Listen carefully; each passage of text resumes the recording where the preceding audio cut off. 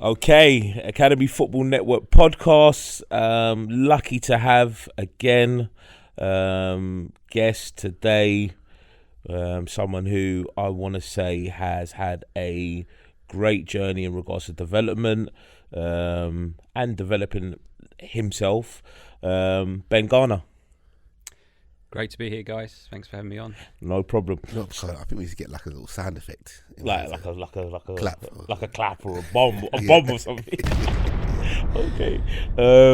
So I want to say, in regards to development years, we're talking literally 11s, 13s, 15s, 16s, 18s, then into first team environment with a number of clubs: Crystal Palace, West Brom. Even travelled in regards to Indian Super League, then the head honcho, big boss, Bristol Rovers, and even in your formative years, and these are the stories that you don't always often hear in regards to where you start your journey, kind of maybe development centres, in semi-elite environments. Again, and definitely for the listeners, just seeing someone who has developed themselves in a way that makes sure you kind of understand the pathway. You know what it's like for an 11-year-old child who then becomes an 18-year-old child who then becomes maybe a first team professional. So really interested in the sort of some great experience that you have. Opening question, where do we start? Where do you see the developing coach? In terms of what the phase of their career, or Yeah, just in regards to how they develop. Where do you see the development coach now, the modern day?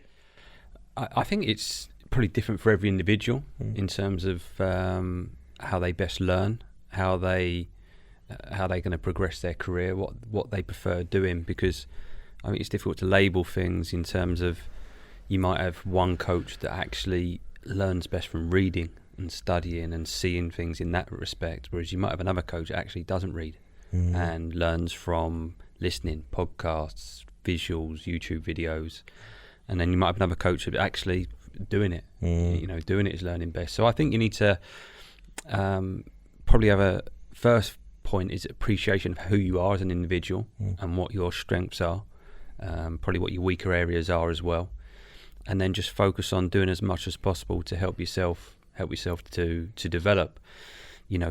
Bottom line is coach as much as you possibly can. The more you do that and the highest level you can do that, as long as you're assessing your performance and evaluating what you're doing, you will naturally improve. Educating yourself with the courses and qualifications available, trying to go and see other coaches work and other people work, even other sports, being open-minded to that and what can I learn from different situations and different sports, and utilising your network as best you can and growing that network. I think that was starting out for me. I was very aware that I didn't really have a network. I started with the under-11s at Crystal Palace, and I knew I was going to have to work really hard to progress as a coach because I didn't have people that I'd played with for years or managers that would ring me up and offer me a job. So I knew I was going to have to graft and do a lot of work to get opportunities to progress, and that was my mindset from quite early on, that hard work and dedication is going to be key if I want to maximise my potential as a coach. But you'll get other coaches that have had fantastic playing careers and just finished, and have got a fantastic network, which is a huge strength for them. So I think everyone's different. Everyone's going to have a different pathway. Understanding yourself and then seeking those opportunities to better yourself is the key for everyone. So Ben, if we just go back a little bit, what does that hard work look like? So obviously there's maybe some coach will listen to that and say, okay, hard work, does that mean staying late, not taking any annual leave, being around all the time, courses? So in terms of that hard work and making sure that you're aligning yourself to opportunities in the future, what does that kind of look like, or what does it look like for you? I think what it looks like for different people, again, is depending on what they want and what they are as an individual. So, if you've got a part-time coach that actually has got a career in another industry, It may just be they enjoy coaching and that's what they want to do, and they work with an under-12 team and they're happy doing that. If you want to progress or you've got other aims, it will look very different to that. I think for me, I knew I wanted to progress. I knew I wanted to work at the highest level possible as a coach, and I had that ambition pretty much from day one. And like I said, I knew I didn't have that network to call on at that time. You're going to sort of build that network as you progress. And I was just very determined. I coached as much as I possibly could. And there was a spell of probably a 4 or 5 year period where I was working 70, 80 hours a week, coaching, teaching, just doing as much as I possibly could to better myself. And then around that, I probably drove the academy mad a little bit at Palace, that you had the fund for courses, and I was constantly knocking on the door. Can I go and do this course? Can I go and do that course? And even not just the coaching badges, but there were psychology courses with the FA. I did some NLP training around psychology and communication.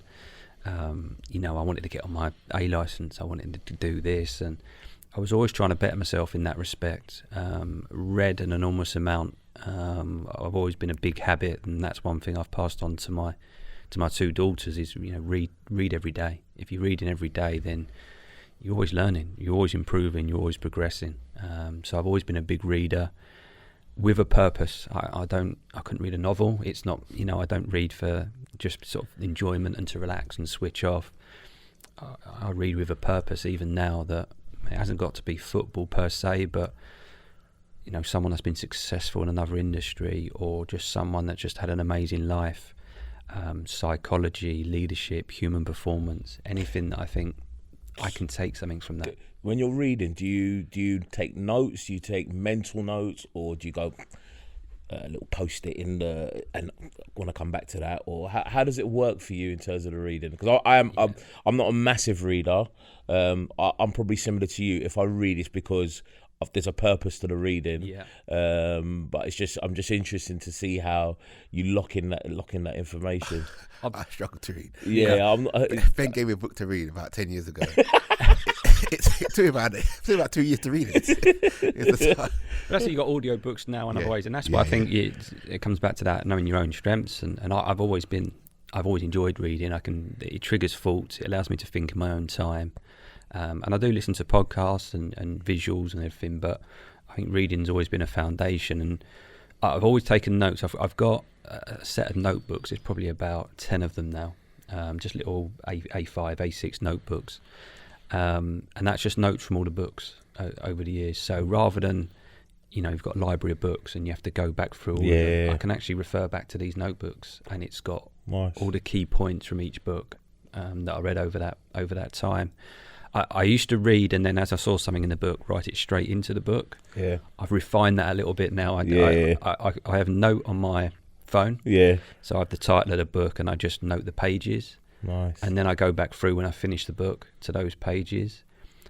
And sometimes when I reread it, I actually go, no, I'm not going to put that in. It just makes you think about it again to make sure you're very clear on it. But I go back through those notes, and I then write it up into the notebook.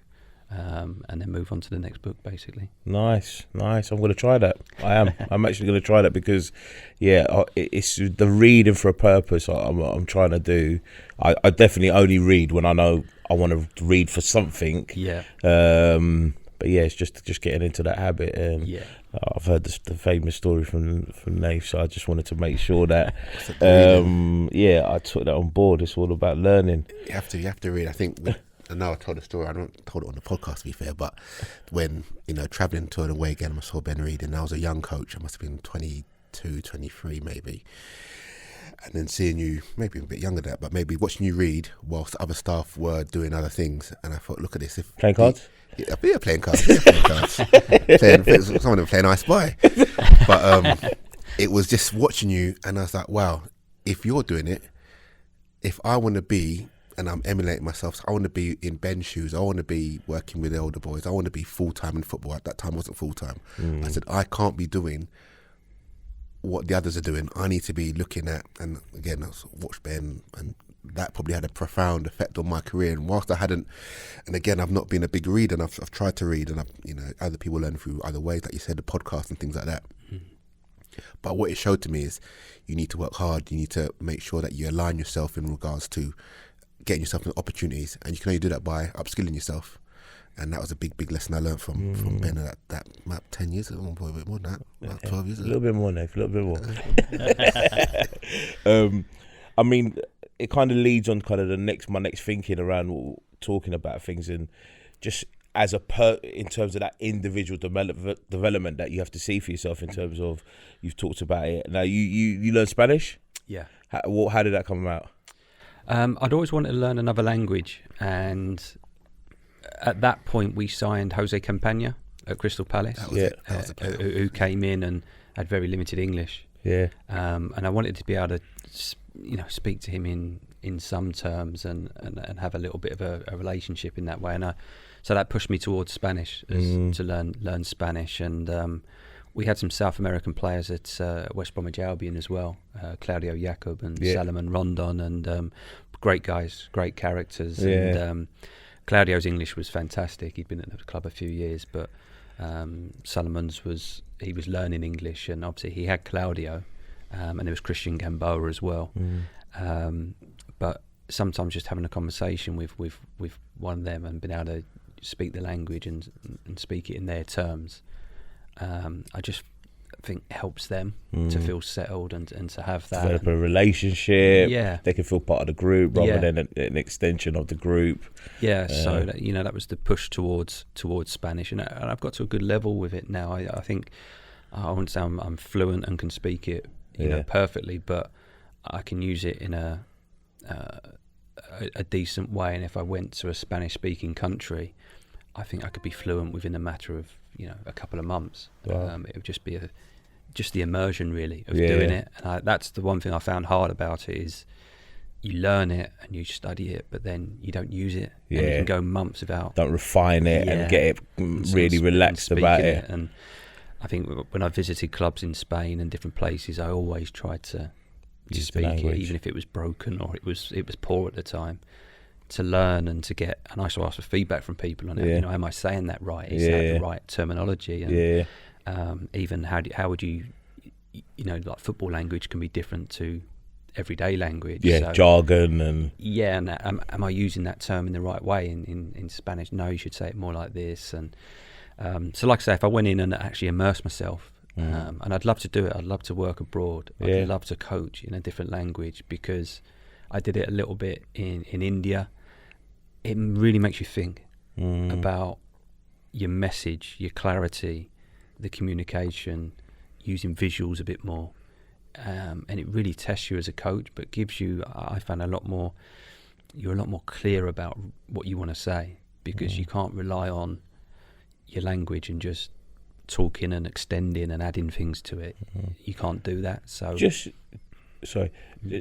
linking to development, just listening to what you're saying in terms of you'd like to go abroad to help solidify both the language but also different cultures, understanding. Is that something, and I mean, there's probably two sides to it, even me answering my own question in regards to, you go, yes, you can get loads from going abroad. You don't have to if you don't want to. You can get loads from your own environment in terms of culturally. But what did it give you in regards to going abroad? Did it give you anything that you came back with and go, I wouldn't have never have got that if I'd have just stayed in the UK for my whole coaching career? Yeah, I think the big thing was as a life experience, going to India. It changed me more as a person than a coach, I would say. I think you can't go and spend time in India and see what you see and experience what you experience and not be humbled by it. 100%, And the people, that were fantastic, the players, the staff, even like the hotel we stayed in, everywhere we went. And when we went for away games, I'd always just go for a walk, go out, walk around. I never felt threatened. I never felt in danger the whole time I was there. Very loving people, very peaceful people. So that was the big thing, I think, that impacted me. And then you also had the football elements, and football there was different in terms of the tempo and the physicality of the games. Very different to here. Partly because of the heat and humidity, and I think partly because the type of player that they have in the league. The Indian players don't tend to be big and overly physical, and a lot of the foreign players there tend to be more Spanish, Portuguese, Moroccan, South American, so technically and tactically good players. So that was a challenge in terms of, this isn't 90 mile an hour, this is a bit slower, but a lot more tactical elements to it. So you come up against, say, a South American wide player, and your fullback would push forward, and you'd look at him and just let him go. And on one hand, great, you know, we've got an overload now, but then right on the transition, gone. He's their most dangerous player and he's wide open. So how do we compensate for that? How do we deal with that? So all of those things from a football perspective, a different way of the players learning. Like I say, I've tried to focus more on being really clear with what I was saying and using visuals as much as possible, so that there's no grey areas on this. And if there's any language barrier, that helps with that. Yeah, I think you just reduce those factors to minimal. And I went to watch Marcelo Bielsa and his staff at Leeds. I can't remember if that was before or after I went to India, but they used visuals a lot. They used iPads to show the drill that they were doing, the practice that they were doing. The players would come in, huddle around, see it, go and do it. Now, I don't know if that was a language thing. I've heard him speak, Marcelo Bielsa, around when he went to France, I believe it was, that he didn't speak French, so he had to compensate for that by using visuals, and that made him a better coach. And you can see that, and I certainly experienced that in India. And it's one thing I would like to add moving forward in my coaching career now, is how sometimes I might explain a drill for 2 minutes, or actually in 10 seconds of seeing it, players will get it, especially the younger generations now. I think they want to see things, and even best practice, rather than trying to describe what you want a number 10 to be doing. Actually, show them what a number 10's doing. That's an elite example of a number 10 doing exactly what we're going to train and do today. That's really interesting in regards to seeing the kind of elite, the top. This is where we want to get to. This is it. Boom. This is it. Now I'm going to do a practice that shows us how to get to there, which is interesting in itself. I do like thinking where I would be able to implement that. But no, definitely visual aids. Definitely the modern child is a visual. I don't want to say visual learner, but I want to say they're visualists. They always like looking at a YouTube, a TV, a computer screen. They are majority of them are. I think they're like I think it's how you maximise your time as well, because we'd have all been guilty of it. Of you want to show your knowledge, and you want to build the session. So I want to get that point, and then I want to build this in, and actually they might know point 3 already. You could have started there, but you've wasted 15 minutes because you want to build, show yourself. Whereas actually, if you show them something before the session and go out, they might actually get it, and then you're going, oh, brilliant, now I can really add some detail to this. You start at level 3 rather than level 1, and maximise the time on the grass. That's what it's all about, maximising the time on the grass. Ball rolling time. Okay, so you did a lot of sort of, I want to say, development football. You going first team? Or are you going to go? Yeah, I was just thinking about transition, but I'd go philosophy. Yeah, that's what I was saying. Developing your philosophy. So now, you as a person, I feel, just even speaking to you, you're conscious about developing yourself through reading, through experimenting in regards to language. I want to go and learn a language. You probably, in regards to yourself, you go, okay, where are my places of development? Where can I better myself as a coach? Where can I make sure I got loads of strings to my bow? Then I want to say, how does your philosophy develop around that? So do you go, this is how I believe the game of football wants to play? Because I'm always fascinated by, one, philosophies within academy football. Different academies do things differently, rightfully so. They see the game different in regards to development. But then, but where do you start from? If you was to kind of share with someone, where is it their own values of football? Where do you believe it starts?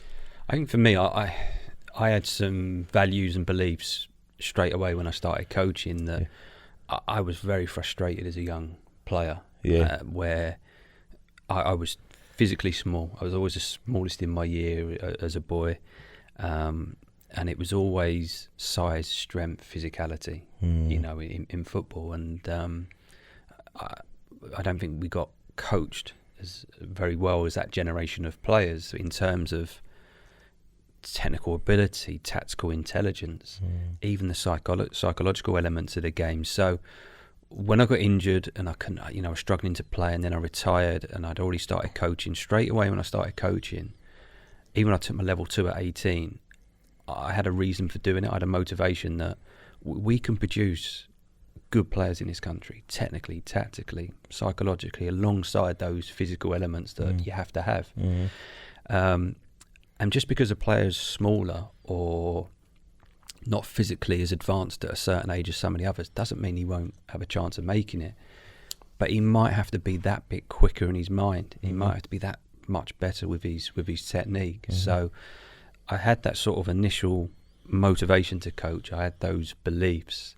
And then it's just about experience and learning and adapting that to each level you get to. And one of the best players I worked with, and he's been so unlucky with injuries, was Johnny Williams. Okay. Who I worked with Johnny as a 12-year-old, as a 14-year-old, as a 15, 16, 18-year-old, again in the first team. So I saw that journey. I saw the growth spurts. I saw the difficulties he had. But an unbelievably gifted player. And without the injuries, I have no doubt he'd have played at the very, very highest level. But Johnny, he was physically good and sharp and quick, but he was never going to be the biggest. But it was about then seeing the game, developing your awareness, improving that technique, taking it to the next level.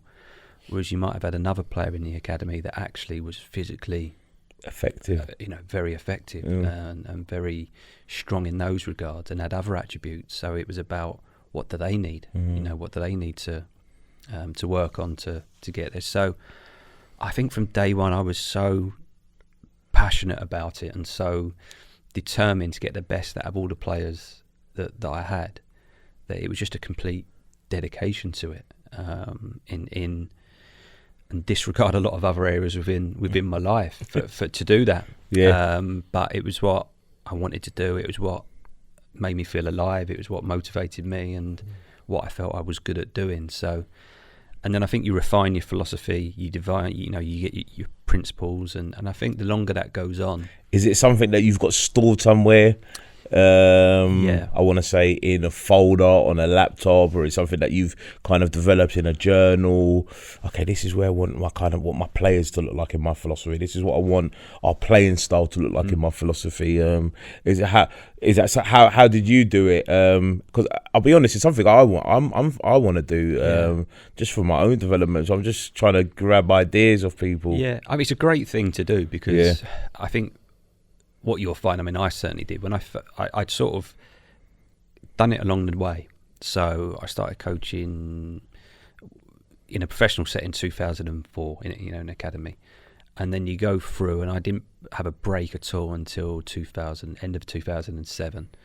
So I took a period to let's reflect on this now. Let's go and visit other places outside my bubble, outside the club you're in.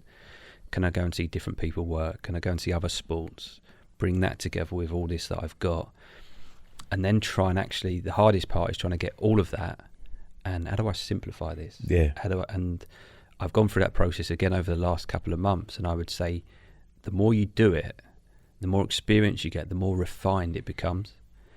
And I think you get to a point where you've got this so much information, there's so much knowledge about this, that, but then you refine it until you're absolutely clear on, these are the really important principles to me, and this is how I want to work. This is the type of club I want to work for. These are the type of players I want to try and develop, whatever it may be.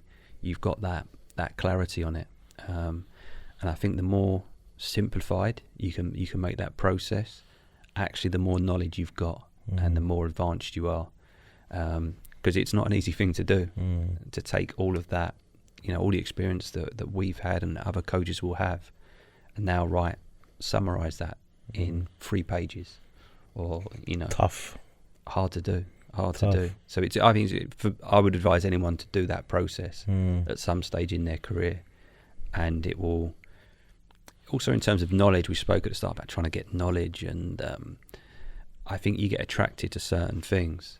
Now, if you're trying to learn, give you a simple example. If you want to play a certain style of football, and you want to have possession-based game, you want to build through the thirds, you want to play that style of game, why are you watching teams that play direct and studying that? Or why are you reading about a manager that plays a completely different style of play? What do you need that for if this is what you want to do? Could almost confuse you a little bit, and I don't think you can do everything well. So refine it. This is actually what I want to do. And I've done that over the last few months, gone right, rather than trying to watch every game going, actually picking the games. I get them on wide angle tactical camera so I can see the whole pitch. Which coaches do I like? Which teams do I like? How do I want to work? Let me really study them in detail now, so that's going to be the most beneficial thing to me, rather than, you sit and watching a game sometimes and you think, why am I watching this? I'm not enjoying it. I don't like the way they play. Yeah, you're getting nothing from it. Yeah. Go on, you go first. We might have maybe some younger coaches listening, Ben, and I'll play a little bit of devil's advocate. How far should someone's philosophy stop them from potentially getting some work? So let's say we've got a coach here and he's 26. I like long ball. That's my game. I like long ball. That's what we do. I like it more, not long ball. I like it direct, more direct play. Mm-hmm.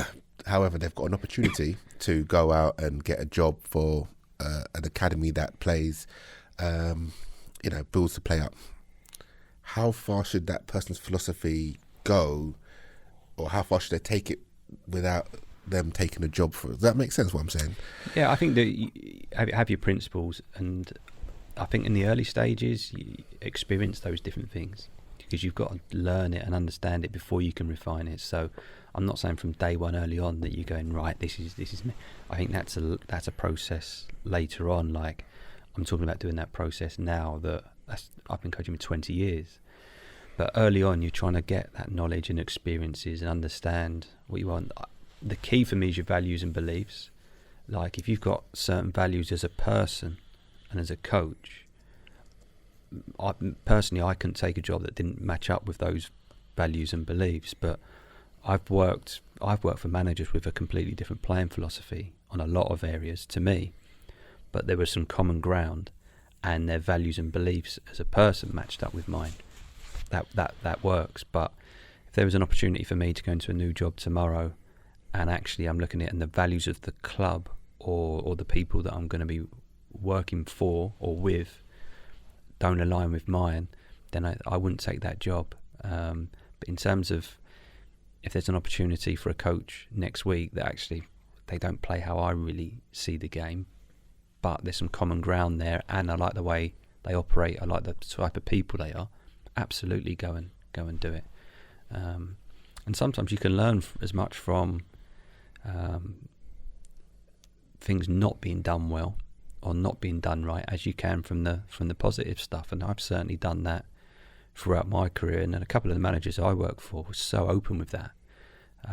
Alan Pardew was brilliant at that. When we used to have dinner in a hotel on a Friday night of an away game, he'd be talking about an experience in his career, and he'd turn to me and say, look, as a young coach, make sure you don't do this, make sure you don't do that, because I experienced this, and that's as useful as all the nice things and all the positives that people talk about and tend to say about themselves. But understanding those things as well, you can learn just as much. 100%. Do you think it? I almost think that's it can be quite difficult for coaches going into maybe first team environments or even an academy environment, if there's a philosophy there and it kind of contradicts with what your own personal beliefs are. Yeah. And it's one of those kind of common things you see in academies where coaches get employed, you become an employee to an environment, understandably so. That means you, as an employee, you need to adhere to the philosophies and implement in the way that the club or academy manager or whoever the powers that be are telling you what to do, basically.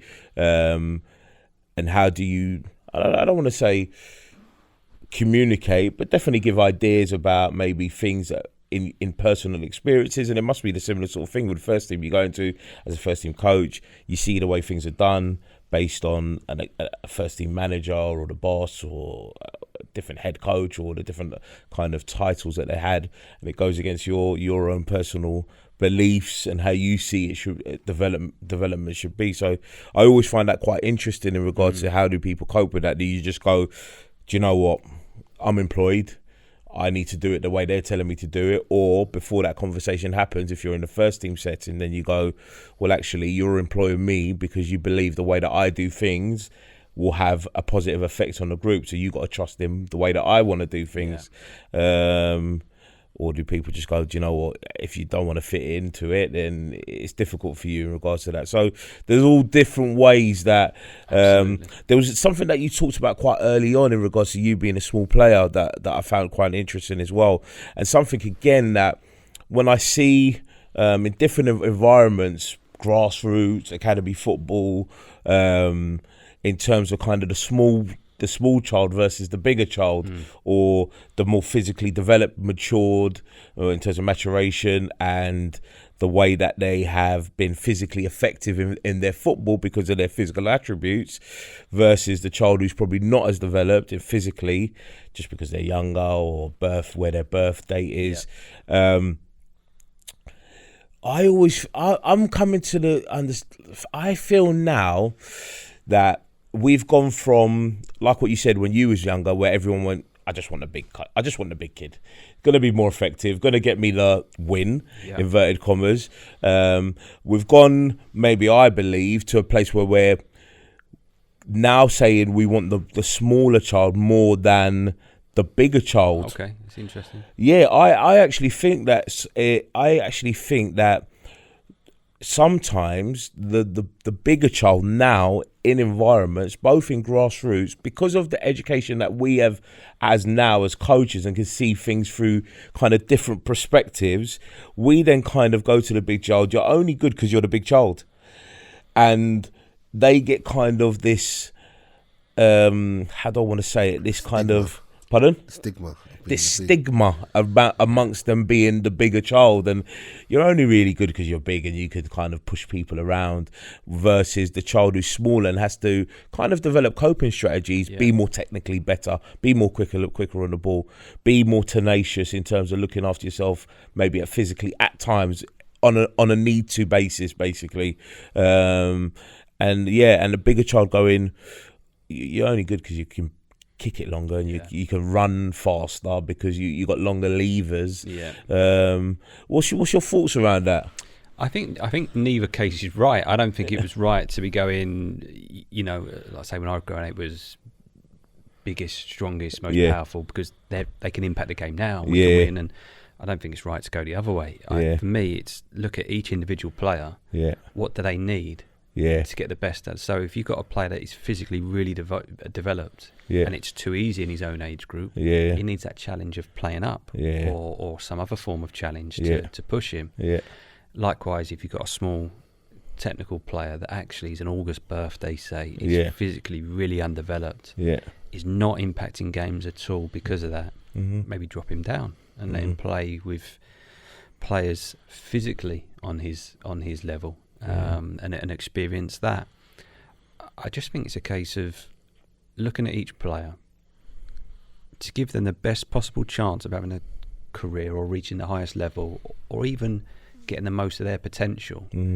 What do they need? What do they need from a coaching point of view, from a support point of view, even from a physical point of view? That small player, he's never going to be physically blessed, say. He's never going to have attributes, say, like a Cesc Fabregas, Andres Iniesta. They were never going to be, their physical attributes were never going to be their standouts. But they still got to a level physically where they're competing at the highest level and running X amount of distance a game and covering this speed. You've got to get to that level to be able to make the most of their other gifts. So I think you need that physical support for those smaller players. But likewise, you can also need the physical support for that one. If that's his biggest strength, don't ignore that.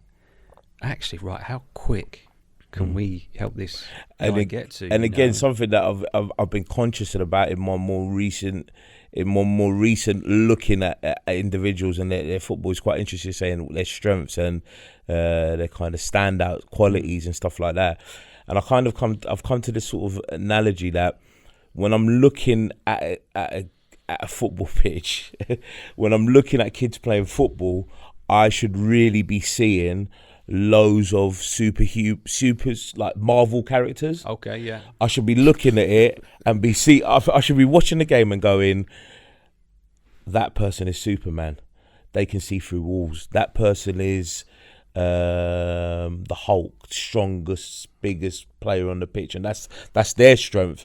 That person is, I don't know, who's the other super characters we're talking about? Spider-Man. That one's Spider-Man, and he can do that, and that one's but in a footballing sense, that one's got a real good technical quality about them. They can pass, their range of passing is really good. That one's really good at dribbling. That one's really good at shooting. That's their super strength. And how can I make that at its absolute peak? How can I make it really, really stand out? Because then what we then do is we focus on the other side of the game in terms of, and just talking to people more recently, I'm feeling like that's really where I want to be able to see things and see individuals in terms of just looking at, he's not really passing well.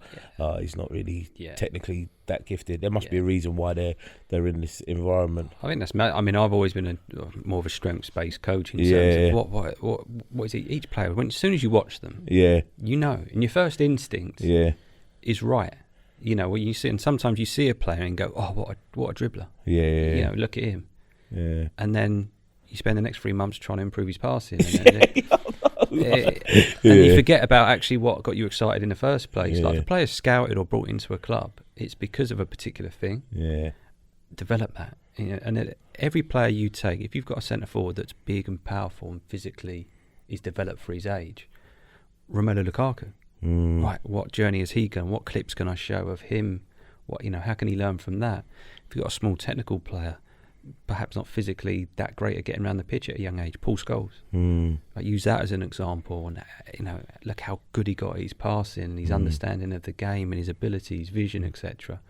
So I think it's those strengths. Always keep sight of them. Push players to be the best they can be with those strengths, and then your job is to support the other areas. Yeah, definitely. And I think we had loads at Crystal Palace where they were dribblers.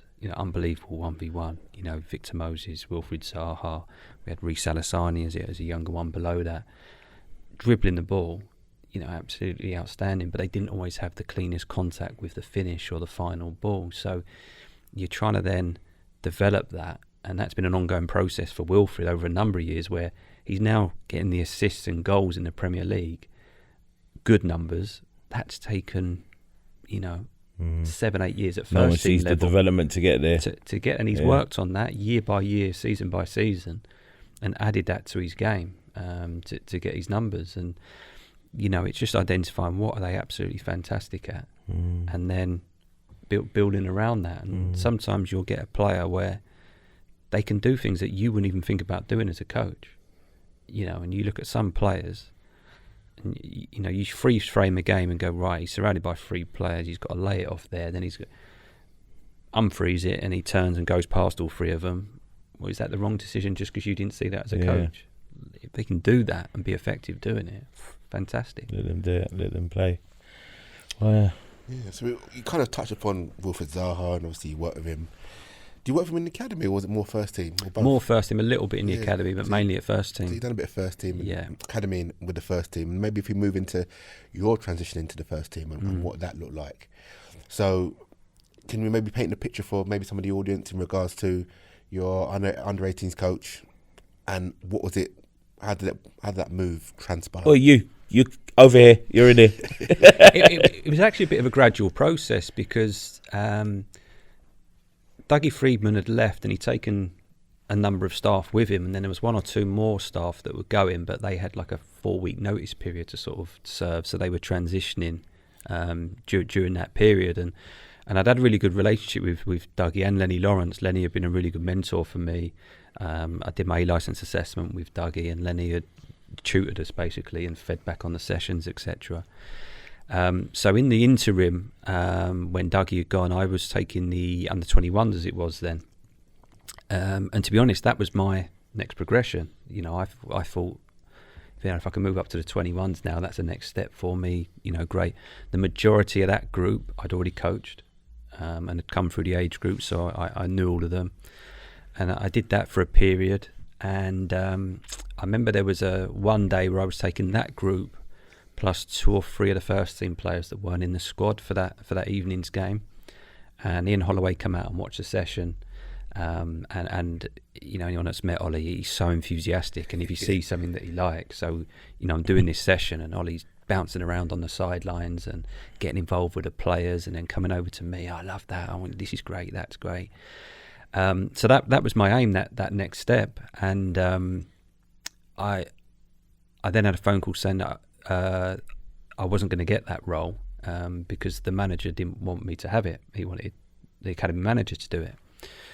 So I left it a few days, and I was a bit disappointed, you know, because like I say, that was the step that I wanted to make. And I spoke to a couple of people, and they said, well, just have a chat and ask him, you know. And I got on well with Ollie, so I went to see him, you know, a few days after that decision had been made, and just said, look, I respect your decision. I do want to progress. I just like some feedback on what do I need to do really to, you know, to move on. And he stopped me and said, I don't know what you're talking about. That decision was nothing to do with me. I think you're great. I like what I've seen you do. So I want you to get a little bit involved in the first team now. Well, so, you know, I did it gradually. It was, I would take the 18s, and then I would go across, and the first team would still be training. And sometimes can you take the forwards for me? Can you do a little bit of finishing with them? Or can you take the centre backs off and do a little bit of work with them at the end of the session? And then if I was at home with the 18s, he'd ask me to go down to the ground straight over. So I'd do the 18s game, drive down to Selhurst Park, and then I'd take the forwards in the warm-up and sit in the dugout for the game. Nice. And I did that for one of the games, and Ollie, after that game, was a bit down. The team had weren't on a great run of form, and he just said to me that you're with me now. That's, you know, I sorted it with the academy. You're up full time, and stepped up and never looked back. Never looked back. And because of the training ground, and obviously you know it well, Nate, from at Copers Cope, it was a small site, shared canteen, pitches were 60 yards apart, shared gym, and I'd been there, you know, already 8-9 years at this point.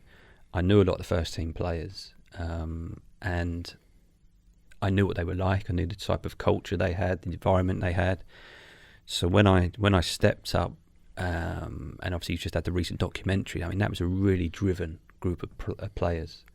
Mile Jedinak's captain, Damien Delaney, Glenn Murray, Paddy McCarthy, Peter Ramage, you know, all these senior players, Kevin Phillips in there. The standards were really high. So whenever I worked with them, even at the start when it was just a 10-minute little part, or if I was taking the warm-up before a home game, it was always, this needs to be quality. Spot on. This needs to be the highest level I can possibly put on. Do you feel a pressure with that? Or was it like it's obviously an accepting pressure with regards to being told, you know what, come and be with the first team and you're with us now. I mean, that must feel good. Yeah. Your recognition, although subtle or in whichever way it comes across, it is an appreciation, obviously, of good work that you're doing with the group. Is there a pressure? I know it's 3 points. You got to win for the team and all that sort of stuff, but as an individual, in terms of your own standards of work, what's that like? Yeah, pressure, but I always found it a really good pressure. Yeah. I'd always had, I think, I tried to set really high standards as a coach, even from, you know, under 11s from day one. Mm-hmm. You know, I'd spend an hour and a half planning my session for the evening to make sure that it was the best level possible. And when you go the first team level, I've been doing that process 7-8 years. It maintained the same. Probably the challenge at first team level sometimes was you couldn't be as organised as you could at academy level. You need to be ready to be change or manager. No, I'm not going to do that now. I'm going to do this. And that was probably me out my comfort zone at the start when I was always under 18s. I'd sit up at 8 o'clock. I had everything out, everything organised. I knew what to say, and I was doing the whole session. And you know everything that's going to happen. Right, someone might get injured or go in. You adapt, fine. But suddenly at first team level, of you go out, it's 5 to 11. We're training in 5 minutes. Yeah. Actually, no, I'm going to change that. Can you now do this? Okay, I've got to think on my feet, and that was really good for me because you had to think quick. You had to think on your feet. But I was always conscious. I can't let the players see or know that. You don't. I'm not saying unorganised, but for them it will feel like, guys, what's going on? Are we doing that? Or are we not doing that? So what's going on here? Sometimes they're warming up and I'm moving cones on the pitch, but it was always, no, this is planned. And your head's going, your brain's going 90 mile an hour, but you're not running. You're just walking, whistling. This is natural. This is how it's supposed. Because I always wanted to give that front to the players that. I don't give them an excuse. That now, this and that. It's not proper. So that was good for me because I'd always been, like I say, ultra organised, a little bit OCD. I want everything right, and those challenges. But that pressure was a good pressure from the players. But I think it matched my own pressures on myself of doing things right. And then the games are different, just in terms of the crowd and the atmosphere and the intensity. Of the game, and there's certain games where you notice that, like the 3-3 Palace Liverpool. People say crowd can't influence the game. They absolutely influence. As soon as it went 3-1, I knew it was going to go 3-3. I knew we were going to get back in the game. Feel that you could just energy. Feel the energy of the place and the turn in the game, and obviously it still has to happen on the pitch. But that. It was a marriage of the two things. It was the things going on the pitch combined with that energy coming down. And I suppose for Crystal Palace, me as a fan of football as well, there's a history with Crystal Palace of coming back from score lines. So for whatever reason, you go 3-0, 3-1. It could happen again. It's that kind of historic vibe that you get from when those sort of scenarios happen, especially at certain clubs. You go, okay, here we go again. So it's a special club. It's a fantastic club. Fans are absolutely unbelievable. Home and away. I remember in the Premier League first season, and we started the season poorly and we're losing. Fans just didn't stop singing at every away game. It was incredible, and that 2.5 season period for me was absolutely brilliant. Being a local lad that grew up in the area, and coming all the way through and doing it. And like I say, I don't think I changed as much going into first team football. You just adapt a little bit, and I was just very conscious of anything I say, anything I coach, anything I show a player needs to be bang on, because you've always got that easy one of, well, you never played. Why and I know I've never had that. I've never had that said to me. I've never had that from a player. But I think, if the quality isn't right, so if you're saying a player something, you're leaving yourself open to that. You leave yourself open. And it's quite interesting because there is again probably a stigma around. Well, if you haven't played, you're limiting. There's this invisible ceiling on how far you can go. I mean, in recent times, just across the kind of more so the lower leagues, I would say, but the coach coming through academy and progressing into the first team, which has been nice to see. We've seen it last season in quite a few clubs, to be honest. FC Wimbledon and a couple of others, it's been nice to see. So that hopefully continues to happen, and hopefully throughout the leagues, in regards to the kind of that developing coach and coming through the ranks and getting the education and learning in certain aspects. It's all done through hard work, though, isn't it? Pardon? That's what the theme is, going back to it. It's the hard work. Ben going there, under Holloway, that was 9 years of hard work from Spanish. No one sees that. The Spanish, the Spanish, the reading, this. They were all combinations of that session that Ian Holloway watched. Was a combination of all the that 9 hard years. work. And if that didn't take place, he could have watched that session and it could have been okay, and he went, that's a nice session. It'd have been 1 year of hard work, and you could see that coming through in 1 year of hard work. I suppose it's a personality of Ben as well, do you know what I mean, as an individual. But I 100% agree. If you're doing the graft. A brave manager, to be fair. I was 31, 32 at that time. There's not many managers that have said, right, you're coming up. They'd have gone to the board, right, I want another coach, I'm going externally. And there's probably a queue out the door of people and he was brave enough to just go, I like what I see, I'm going to give this guy an opportunity, and I'll always be thankful for him to that. And like you say, it's a culmination of a period. And I had a 2-3 year period at Palace, which was probably my biggest acceleration as a coach, where I took the Oasis School program that we set up, so designed that and oversaw that, coached that week. I was under 18 assistant and I was under 15 coach. So I would coach first thing in the morning the school program. I would then go straight back to take the under 18s mid-morning, 18s then back out again in the afternoon, and then 15s in the evening. Wow. 18s game Saturday, 15 game Sunday, and then a first team game in the afternoon, either Palace if they were at home or any game I could get to. So that 2-3 year period I was doing that was probably the biggest acceleration, because they were like 3 seasons worth of experience in each of those seasons. Yeah. And looking back on that, I mean, there was zero social life. There was you know, there was nothing else during that period. It was such a sacrifice of what you were doing. And sometimes, you know, you start in the first session was 8:30. I think we started with the school program, and I'd finish sometimes 9 o'clock in the evening with the with the under 15s. The little pack lunch. And it was but I loved it. And when I first went to the first team, and maybe I might have half an hour of a session, I used to find that hard in terms of, I want to coach more, I want to do more, but I started focusing on an hour's worth of preparation to make sure that half an hour is as polished, good as it possibly can be, and get the most out of that time that I do have. But I do miss those times of coaching relentlessly from morning to night. And what I'm finding interesting in listening to that as well, I think we're speaking to more and more people that have done that in terms of, and you don't hear that kind of, I worked 3 age groups 1 year, all year I worked 3 age groups. We always talk about that kind of steady build, and people often think it's a steady build, but that must have been erratic, chaotic at times. I mean, you're talking about the whistling, but it must have felt like that a lot of the time, where you're going, okay, I've got to get to the next session, I've got to make sure it's planned, and that probably definitely is an acceleration of learning in a pressured way, really. That can probably make you appreciate the times when it's a little bit more calmer, you got more time to organise, and you feel more confident in those situations. I think it's different stages of your life. You know, at that stage, I was in my 20s then. You know, no wife, no children.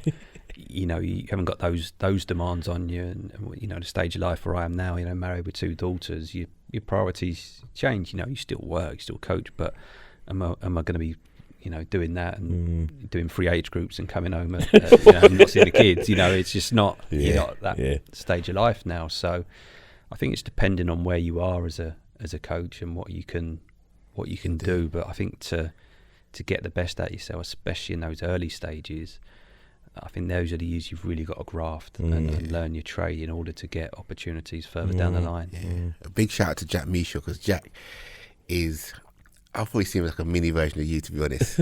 And Jack, I learned so much under Jack. Probably not. I know now, really realising it, that maybe a lot of these habits in his some stuff he picked up maybe from yourself. But I always looked at Jack and I said, Jack is relentless. I mean, he was relentless. Oh, great guy, great guy. I went to National Sports Centre. I worked under Jack a couple of years, and went to National Sports Centre. I got there early, and I was slightly different because I was young. I was in my 20s, but I had 2 children. So I said, look, I want to make a real fist of this. I'm going to make a real go of this opportunity. Session starts at 9. I'm going to get here 8:15. No one's going to get here 8:15. Guaranteed. Got there, didn't see no cars. First day. So I'm giving myself a pat on the back. Walked down the stairs to National Sports Centre. I'm bouncing the ball. Who's that? It's Jack. He's already set up. He's already had to set up the pitch. And then he's brought me over and he's got his plan out and he's showed me all these bits and pieces. And I was like, wow. And then working under him and understanding that kind of level of detail, number one, but also being there early, being there organised, laying all those foundations. And then I remember getting a call from Michael Law, and he was sick, and he's like, Nathan, look, I need someone to cover the game. It's Chelsea Palace training ground. I'm ill. I can't get there. Can you cover it? Can you do the warm up? And I was like, yeah, sure thing. And I spoke to Jack. Jack said, yeah, Ben's up there. Blah blah blah blah. You'll be fine. Go ahead and do it. So I done the session. Drove up from National Sports Centre up to Copers Coat. Went up there. Got there quick. Set up, and I got there, and it was just a different atmosphere. It was all kind of like the music was blaring out.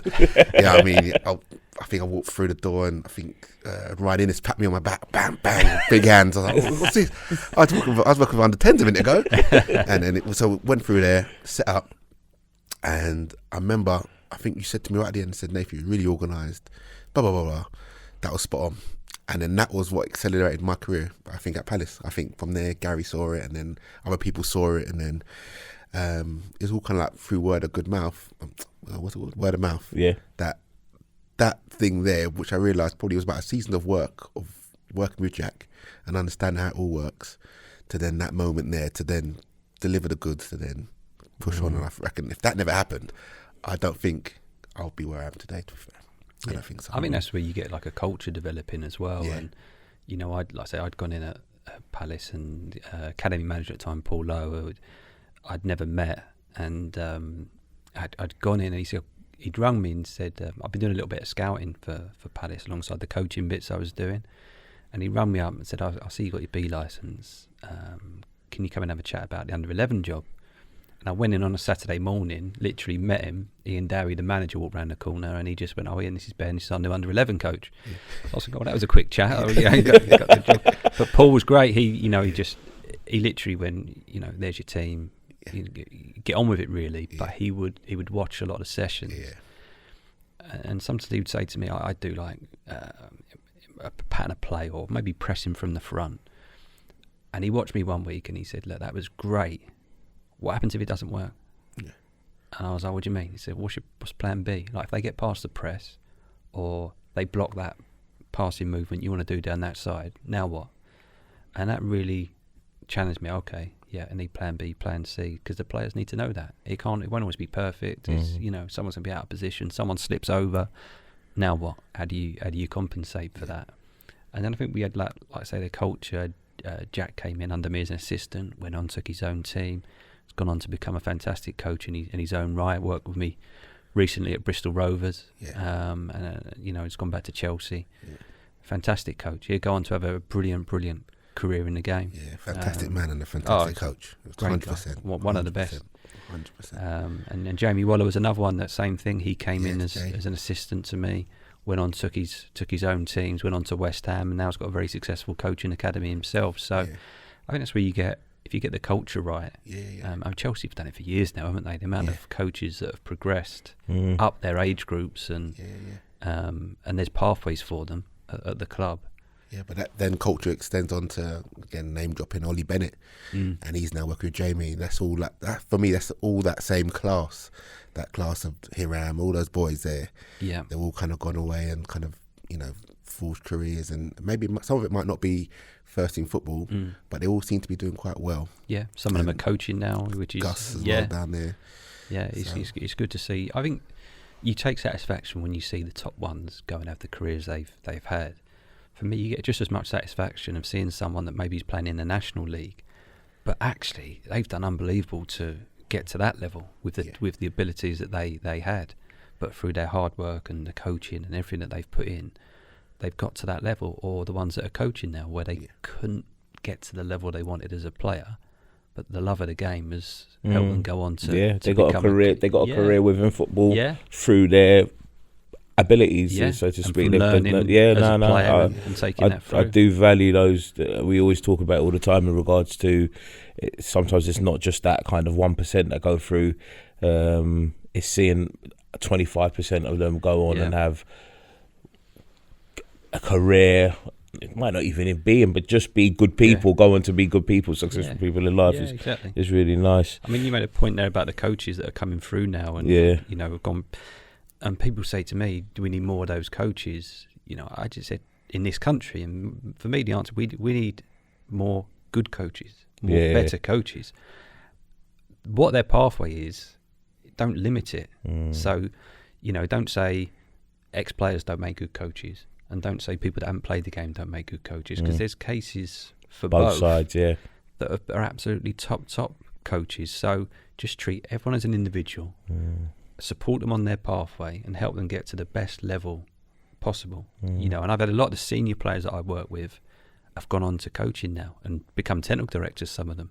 Wow. And I had a conversation with one of them this week, a fantastic career, great international career, and he wanted a little bit of advice or some of my thoughts on a job he's been offered, and his pathway's completely different to mine, but I pick his brains on how he saw things as a player and how he's now transitioning, and likewise my pathway is very different to his, and there's things he can take from me that he hasn't experienced. So that's what it's all about for me, not this is a certain pathway. I think I've spoken about it before, and just listening to what you're saying as well, in terms of different people, having different people around that can bring different things to the table.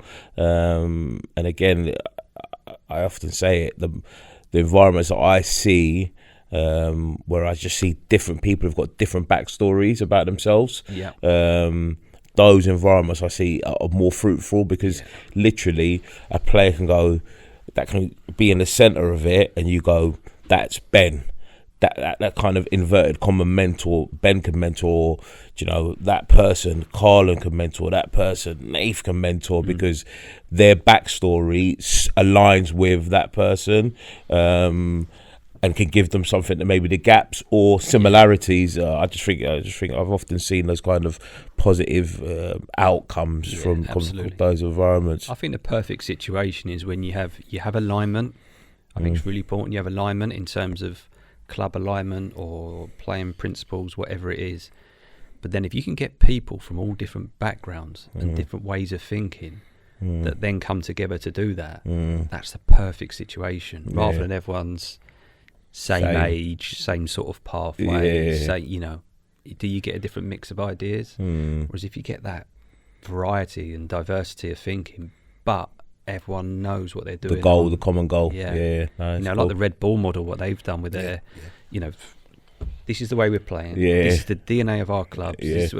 And then all these different backgrounds. The culture's really strong there, isn't it? Yeah. Really strong. And everyone knows, this is my role, these are my expertise, this is what I can offer, but I know what I'm working towards. And it's amazing how many clubs don't have that, and don't have that direction. Cool. And then obviously we're talking about Red Bull, and maybe now looking at the final leg of the podcast and where you are in your journey in terms of you're at the sharp end now, managing in the first team. Maybe what some of the themes you want to discuss, maybe the last section would be looking at managing up, managing down, but also possibly looking at you're now receiving some young players from the academies, and this podcast is all about academy football, and how do we bridge those gaps? You know, we're looking at the 2-3, maybe even sometimes we're talking about 1% as the boys are going through and making it. What is it that first team coaches are looking for? You know, some of these boys now over the next 6 weeks or so in the pre-season are going to go out on loans, and it's be their first time outside of their club, especially if sometimes some of these boys come from Cat 1 clubs, and sometimes I've seen it, they go away and then they're washing their own kit, and I think, what the hell's going on here? Or they're all of a sudden they haven't got a Ben Garner that's on their shoulder and caring and taking time. It's a bit more of a do this, do that, get on with it. So maybe that first bit, Carl, would be just what we said that first question would be. I think that first question is around, what do you expect from an academy? What are you wanting to receive, so to speak? They say, you're asking, you go to the academy, I might need 2 players, I might need 3 players, I need a centre midfielder, a couple of centre midfielders, I need a defender. What are you expecting in regards to maybe the footballing traits, but also the personality traits? I think if you simplify it, you want talent and good attitude. Okay. You know, is what you want. So it depends if you might have seen the players, they're coming through. Other times it might be, you want 20 players for training, you've only got 18. So, we used to do this a lot at West Brom, and I'd speak with the academy manager or the under-23s coach and say, right, we need a right back and a left winger today. And what we did there was we had the process where we didn't go next one in line age-wise. Yeah. We went, who's the next best prospect to come in? So if you've got a 20-year-old right back, but you don't think he's going to play in your first team, and you've got an 18-year-old right back that you think this kid's got a fantastic chance, we would take him in with the group. It wasn't just on age, it was on potential and who we felt had the best opportunity moving forwards. So, and sometimes those players can surprise you because you might have a player that you don't know, you haven't come across. Nathan Ferguson was one at West Brom, came in and trained with us. Wow, what an attitude. Great kid, unbelievable defender, 1v1, strong, quick, smile on his face, no fear of the senior players, 16 years old. And you're going, wow. He could stay. And straight away. And we had the season, we finished 10th at West Brom. My last full season there, we should have finished 8th. We were 8th virtually all season. But that season, I think we had 16 senior pros and top senior pros. Quite an old squad, great attitudes, great professionalism, robust and resilient, minimal injuries that year. Your Gareth McCauley's, Darren Fletcher, Johnny Evans, Chris Brunt, James Morrison, Claudio Jacob. Wow. Really strong core of the group, Ben Foster in goal. And then the other 4 that made up the 20 to travel or to train were 4 kids. And we had we had 4 that were with us pretty much all year, and if any of those were out, another one would come in. We had Morgan Rogers come and train with us at 14, 15, and he's gone on to Man City for a big transfer fee and had a great loan at Lincoln this year. But there was that space within the squad to do that. But the big thing, you want that attitude. And obviously you want talent. You don't want a player coming in that actually is no good. Session wrecker. Yeah, so. And I think if you look from a first team point of view, what do you want in terms of how do academies do it? And I thought about this a lot over the last few months, especially if you put yourself in the shoes of, say, the biggest teams in this country, say the top 5 or 6 that everyone sort of associates with being the top 5 or 6. You got to produce a player and transition a player from your 18s to 23s to get into one of the best teams in the world. So what? How do you do that? What are those characteristics? And I think a big thing for me is resilience. How do you get physical resilience and robustness? And I used to have this thrown at me at Palace, the 18s all the time, that I overtrained. They train too much. We do double and triple sessions. And my argument was and is, if you train the same amount as the first team, how are you catching them up? How is a right back going to overtake that right back who's in the team if he does the same loading and he does the same amount of training as he's got to overtake him? He's got to improve physically, he's got to improve his understanding. Now, it hasn't always got to be on the grass. It can be video sessions, but you've got your gym sessions, it can be psychological support. But you've got to bridge that gap to get them in the first team. And I think sometimes we treat under 23s, under 18s like mini first teams. And, under 18s play on a Saturday, Monday come in, they're doing a second day recovery, don't touch a football. Well, how's that going to get them into the first team? It reminds me of a conversation we had in one of our earliest shows around the transition for a coach from a development environment to a first team environment, and going, if there's one thing I would do differently when I was a development coach, is matching the program as close to or beyond what the first team been doing. And the simple fact, because players were coming up and they weren't physically robust enough to deal with Tuesday, Saturday game training, 1 day recovery. Actually, we're not going to recover as much because we got a game in 2 days' time that we need to prepare for. Game's hard. You get a little bit of Sunday off, but actually you're doing recovery in-house. That kind of 7-day program, really, that happens for 35 weeks of the season, 38 weeks of the season, 2 games a week. Sometimes we don't prepare them enough. Linked to obviously the sports science element of that, because they want to make sure that they don't break down. You're not pushing them to break down, but you want to try and extend their physical robustness, so to speak. So that just reminded me of a conversation that we had, and I think, and the conversations are always talking about development football, but is development football enough in its current form to make sure that transition for an under 23s, let's say, generally, or maybe that under 18, is that transitional football enough to get them into the first team and stay there, basically, not just come because we haven't got the numbers, or not just come because you're a good player, we want to see you in a month, but actually come up because we know you're going to just literally stay there. Yeah. And I think the ones that do that develop that robustness. Yeah. Wilfred Zaha went up at 17. Yeah. Was he physically ready? Probably not. Was he football ready? Probably not. Yeah. Was he unbelievably talented? Yes. Yeah. And he ended up playing Tuesday, Saturday, Tuesday in the Championship. Yeah. And built that robustness by doing it. And you'll have, Phil Foden at Man City, I think, is a good example where how they've handled him up to this point has been brilliant. And how much criticism there's been for the last probably 2-3 years towards them in terms of what he should be playing more games or should be out on loan. Yep. They managed him absolutely brilliantly. Sir Alex Ferguson was the master at it. Young players dipped them in, dipped them back out. Fantastic. How he managed them off the pitch, what they did with the media. He was absolutely brilliant. And I maintain if he'd still been manager when Wilfred went there, and that's no slight on David Moyes at all, I just think Wilfred would have been handled differently, would have gone into a manager that was an absolute master at dealing with those young players. I think he would have absolutely flourished, and he'd have probably gone similar lines to what Cristiano Ronaldo did in terms of a slow start at Man United, but then built and went on to obviously go on to become the player that he did. So I think it's again, I've said this a couple of times, it's an individual basis. There's no set thing, and I think sometimes we're guilty in this country of labelling things or putting things in black and white. There's a lot of grey. The players need different things at different times, and we've improved. Premier League 2 has improved.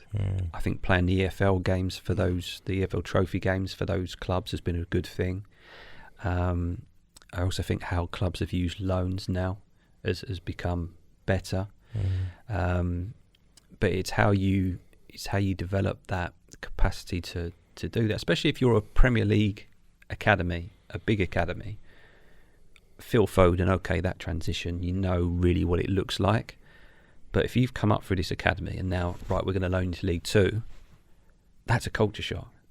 That's a complete alien nature. And even from a coaching point of view, it is for me going into League 1 was a completely different scenario and situation from everything that I'd done previously and what I was used to, how I was used to working, facilities, equipment, support. All of those things are completely different. So it's difficult. If you're, say, got a 14-year-old, right, how do we prepare him for when he's 18 to do that? You don't know what's going to happen. You don't know that he's going to go out on loan. But I think there's been more good work now around the support once it does happen. So when a player goes out on loan managers or staff that go and visit him, that are on the phone to him, talking him through things, supporting him. What challenges are you facing? What are you enjoying? And monitoring his loads, liaising with the club. I think there's a lot of good work being done around that now, and there's an awareness as well that it still needs to improve. So Ben, in terms of your role, and a question that came up on Twitter maybe a month or so ago would be managing up and managing down, and possibly more towards managing up and talking to the board and talking to I don't know if you had a technical director or sporting director or anyone like that. How did you find it, and any tips or advice would you have for somebody that may be in a similar position? In terms of managing around me with the immediate staff, I always felt comfortable with that. All the sort of elements in terms of the players, the staff, the support staff. I experienced all of that, and I'd done all of that as an academy coach, as an assistant, as a first team coach. I'd quite West Brom liaise with the recruitment guys, liaise with the sports science staff, the different departments. So all of that I was quite comfortable doing. You're just doing it in a different setting with a lot less resources. And my big thing with Bristol Rovers was I felt if they're going to progress to become a championship club, which they have undoubtedly got the potential to do. I think they could even progress to become a Premier League club. But you need to put structures in place. You need to have infrastructure. You need to have the staffing right. And we did a lot of work to put those things in place, because I think you can get short-term success without it, but it doesn't last. It doesn't last. It comes crashing down. And I think if you look at the clubs that have built successfully, I always find it fascinating that Brighton and Brentford are two of the clubs that people talk the most about in that respect. Two owners, business background, gambling / betting background, processes that they work to in terms of their work, hit X amount of numbers, we're successful as a business, have applied that in a football sense, hugely successful. I think more clubs need to go down, not copying that route, but having a really strong identity and a really strong alignment of, this is what we are as a club. Top-end this is where managers we're or going. head coaches, or have a strong philosophy, and they literally don't budge. They don't budge on it. A lot of the methodologies in regards to the way of working of the top-end coaches, a big kind of constant thread through it is that, I mean, like the Alex Fergusons, the Wengers, the Peps, they have a philosophy of the way they believe things need to be done, and literally they don't budge on it. Yeah. To their own detriment sometimes. There was an ongoing talk in regards to Wenger and where's the plan B, and when Pep first came to Man City in that first season that he struggled, undoubtedly they got loads of money to spend, but just the kind of their philosophy and the way that they believe the game needs to be played, there's kind of a common thread of in terms of their mentality and just not budging on it. I think it's the same in any. If you look at successful businesses, successful teams in other sports, generally there is that common. We know what we are. We know what we are.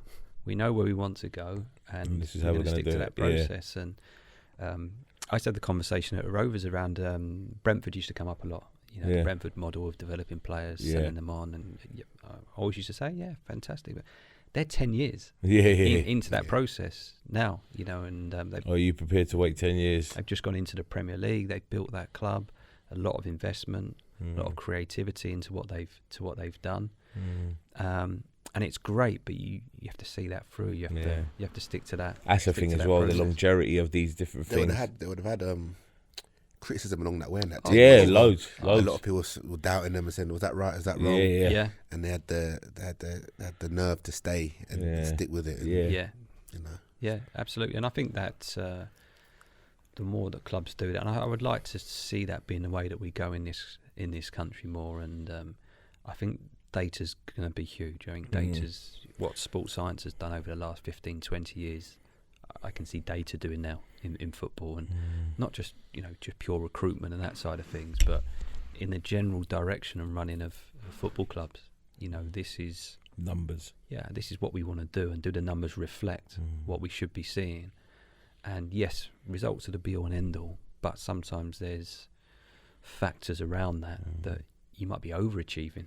And at some point you'll regress to the mean, or you could be underachieving for the way you're playing.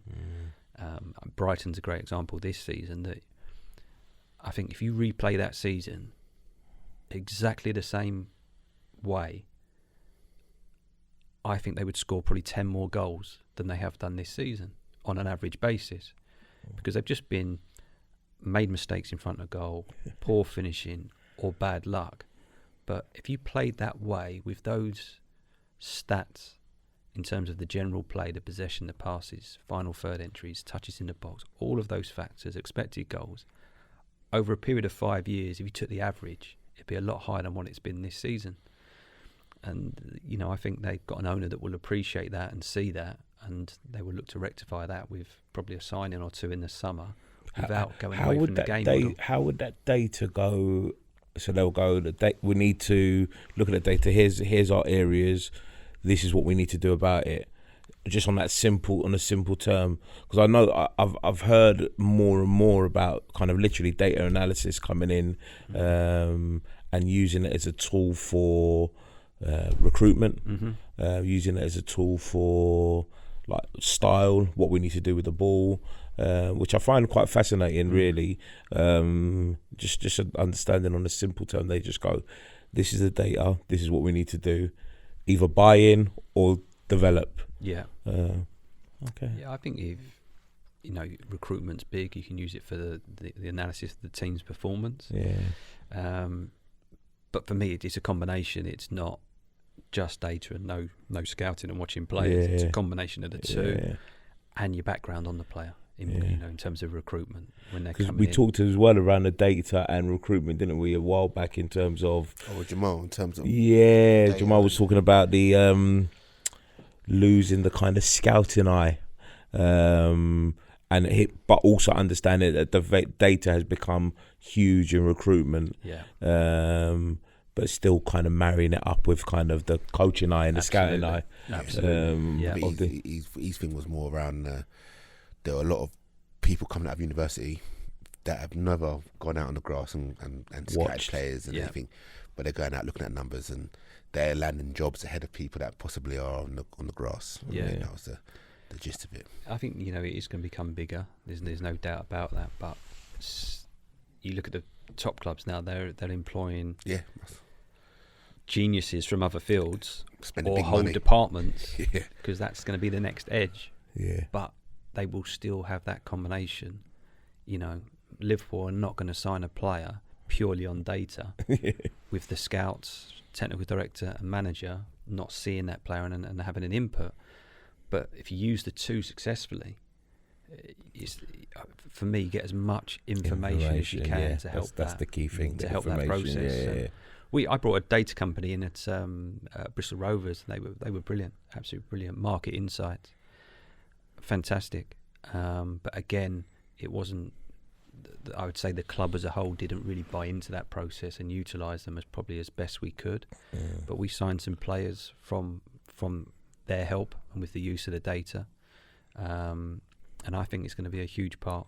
Of the game it is forwards. definitely something that's growing within football. And another avenue for anyone listening to get involved in, to be honest. And I think, again, the simpler you make that process, like basically boil it down to whatever data you use. Does this player increase our chances of scoring a goal, or does he increase our chances of not conceding? Yeah. That's ultimately what it will boil down to, depending on what position you're looking for. Yeah. But if you can use data to narrow that field or to profile what you're looking for in the first place, the amount of legwork that you're saving, and then your scouts can actually have quality work. Don't watch 52 players, watch this 6. But watch them. Really watch them properly. Better start watching Moneyball tonight. The book. Book's better. That's it. That is it. All right, then. So what we do, lastly, finish on the podcast and a couple of questions called the advice corner. Okay. So we'd go maybe one or two different key stakeholders within the game and what advice you'd potentially give them. So my first one would be a young coach. So a young coach, probably actually no, because you've said it, but you said it in the podcast. If they're listening, they'll know the advice. So I'm going to change it a little bit. I've got somebody that is now coming into their late 20s, early 30s in academy football. They've done the graft. They've done a bit of hard work. They're upskilling themselves. They really want to push on. They're in the youth development phase. They want to get to let's say senior football. They want to get senior football. What advice would you give that person who feels like they've done the work, they're just not getting the opportunities? What would you say to them? I think the first thing is to stay positive. Don't let any disappointment sink in, because if you get disappointed or you stop working as hard and progressing, that opportunity could come and then you don't take advantage of it. So my mindset as I was coming through was, if a next opportunity comes up to move up an age group, or an opportunity to go into a different job, I want to be ready to take it. I don't want to have an opportunity come up and then actually no, you're not ready for that, or you didn't do well enough to get that job. And was I frustrated at times? Was I disappointed? Yeah, absolutely. There was a couple of times I felt I was ready to step up, and I didn't get that opportunity, and I stayed with the same age group. And at the time, that was frustrating. But you allow yourself a slight bit of disappointment, and then you reset your goals, and you channel yourself, and you go and work again. So the biggest thing is to you can't control those external factors.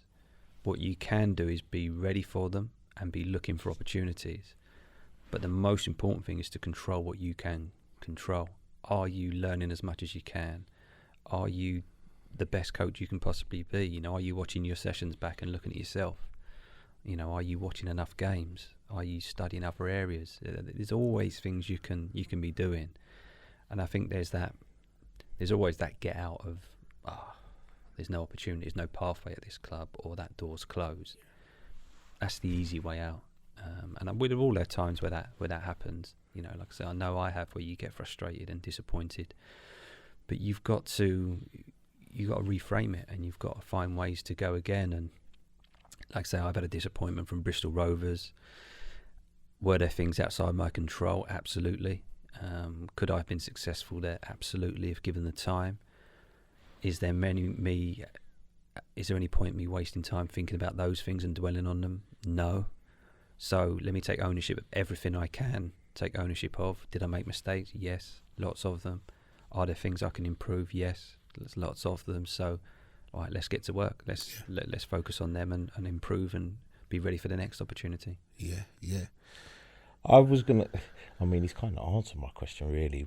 I was going to ask a question around, what would you advise a coach who had maybe gaps linked to either not playing, their coaching, but you've kind of answered that in regards to just saying what they need to do. Pardon? I've got a second one. Go on. Go on. I've got a good one. Go on. This one might be You try and catch me out with something. future proofing. It won't catch you out. This one is one. If I've got somebody, or there's somebody, could you advise against or forewarn people about some of the pitfalls that come with that first team environment? It is glamorous. Some people want to be on the other side of the canteen. They want a nice piece of chicken. They want the salmon. They want all that. They want their name on the kit. They want all that. Yeah. So what is the pitfalls with that? And maybe talk about maybe some of the family side of it and moving around. What are some of the pitfalls that need to be considered? Yeah, I think there's security is the biggest one. I think there's less of it now in terms of coaches that have come through an academy or an educational background. I actually think there's more reluctance to take that step now than there has been probably or a desire to do it than there has been in the past, because of the way academies have improved, salaries have improved with certain roles, the security of those jobs. Do people want to take that risk of going into an environment where you could be gone in 4 months, 5 months, and that's it? That opportunity's gone, and now you're out of work. Where do you go from that? So, for me, when I had the opportunity, I was ready for it. I felt ready for it. I jumped at the opportunity. I didn't consider those factors. If I'm honest, I was a bit fearless with it, and this is what I want to do. I'd come all the way through the club. I think when I stepped up, my wife was pregnant with our first daughter then, but that wasn't in my head at that time. Now are my priorities different? Yeah, they're very different in that respect, and I think sacrifices you make. I obviously grew up near Crystal Palace and around the area my whole life. My wife's from Portugal, but she'd lived in London and in Epsom since she was 10, 11 years old, and so she'd always been in that area. So when I took the job at West Brom, we relocated to the Midlands, and you go in now with a young daughter. We then had our second daughter while we were there, and just things like you haven't got your family around, so you're doing everything with the kids. There's no time off. There's no, you can give them to the grandparents or an uncle and auntie. You haven't got that. So those things that people don't see are difficult. I had a spell in India, 5 months total period with a gap in the middle to come back, where you don't see them. It was 2.5 months not seeing your children. I always remember coming back the first time, getting to the airport and coming through, and the face of my youngest daughter, who was only 1 at the time, was shock. It was like, I've been speaking to you on FaceTime every day, but it was, He's real. Yeah, it was a shock. It was like, and so things like that are difficult, and then I relocated to Bristol for a long-term project in the summer, and 11 weeks later it was over. So we've relocated as a family. Daughter has changed school, and now you're in a new area again. You're meeting new people. That's the hard side of things. Definitely. And I'm at the stage now where I think I need to, in an ideal world for me, now I get the next job, and wherever that is, try and get a base for the family now. Yeah. Because I don't want to keep moving the girls in schools, and my oldest is 7, she'll be 8 in November, so you start thinking about high schools, secondary schools. Yeah, of course. Good catchment area for that, or good opportunities. People just see the glamour of it and probably think it's all that's easy, but they don't understand that it's not as easy. No, there's a lot of sacrifice, and even away games. Time you spend away, 2 nights traveling, away maybe. Pre-seasons, you spend time away, and I remember speaking to one of the players at West Brom who had been at Manchester United, and preferred West Brom in terms of he found it too hard with the European games, no days off at Man United. He didn't enjoy it. He much preferred being at a club where community based, understand, close to his family, and 1 or 2 days a week with the family. So you definitely get a Sunday off. You might have a Wednesday off, and have that time. He preferred that balance and felt better in himself for that. So not everyone wants to get to that. That elite. It's a different world when you start going into those rooms, isn't it? It's literally your life. I think I read a similar article about. I think it was Juventus. Okay. And literally, it's you're in there 7 days a week. From the moment pre-season starts to the end of the season, it's a 7-day-a-week culture. And a player again struggled with it going into that, and then they're struggling with it. That's that kind of lack of understanding you're a human being, basically.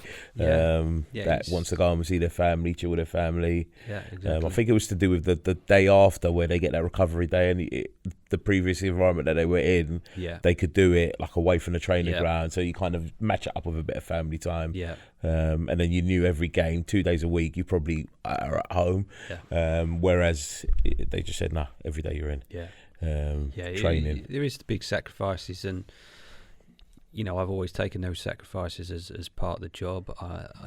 I've probably, if I'm honest, not been great at getting the balance right. I think in terms of my family and prioritising them, but moving forwards, I want to work at the highest level possible with the best players possible, and you make that work. Wherever that is, wherever that may be, you then make that work in a family sense. But in a perfect world, you get that job where it ticks all the boxes. But they can be few and far between in 100%, first team football. 100%. I think the only thing I would say, if a coach is considering that step, I think it's different for someone that's played at a good level. Because the biggest concern that anyone will have will be financial concerns, job security concerns. Now, it's different for a player that's had a very good career and actually is financially secure. Got a bit of savings. It's a purely, what do I want to do decision. Do I want to be a development coach? Do I want to go, do I miss that winning on a Saturday? Do I want to go and work in that environment? That becomes a pure football decision. I think for someone that's come from a non-playing background or a limited playing background that isn't financially secure. It's actually your career. It's actually your bread and butter. Month to month, you got to pay the bills. That becomes a big, huge part of that decision. The football part might be, I want to go and work at first team level. But then that might be your heart, but then your head might be saying, actually, I'd rather be a 23s coach where I could be there for 7-8 years. Just keep churning in numbers and getting players through, and it's definitely something that's quite down big to the individual circumstances, and you never know what's going on in people's private lives and what they're having to deal with. So I think people purely see the professional side of it and the football side, but they don't always know what's going on in the background. Definitely. Lots in there, Ben. I want to say a massive thank you. really insightful, especially for the stuff that's happened for you individually. Yeah, just loads of interesting stuff that you've talked about. You know what I mean? Transition. I know we've talked about that on the show, and to be honest, it's something that a lot of our listeners like to listen to. In regards to people like yourself who have really done the journey, done the hard work in your formative years as a coach, not as a human being. But yeah, definitely great insight. So again, thank you very, very much. No, my pleasure. Thank you. Super episode.